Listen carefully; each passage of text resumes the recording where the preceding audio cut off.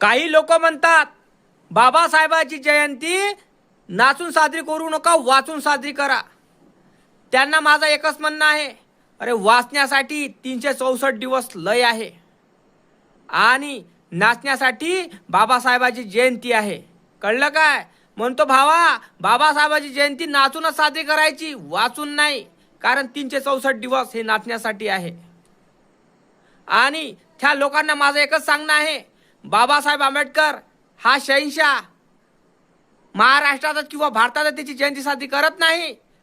150 ते 200 देशामध्ये बाबासाहेबांची जयंती साजरी केली जाते. तर विचार कराजोगती गोष्ट आहे भाऊ. जो बाबासाहेब आंबेडकर भारताने नाकारला, त्या बाबासाहेबाला बाहेर देशामध्ये सूर्य घोषित केला आहे. अरे दुर्भाग्य आहे आपल्या भारताचं. आपल्या बाबासाहेबाचे पुतळे तोडले जाते आपल्या भारतामध्ये.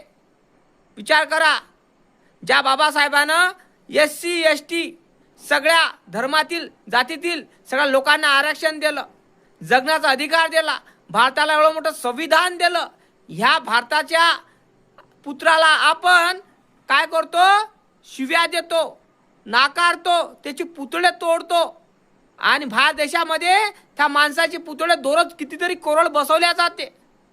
विचार करा तुम्ही या गोष्टीचा.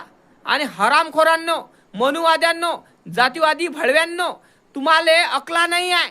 ज्या बाबासाहेबाने एवढं काही केलं आणि म्हणता काय केलं?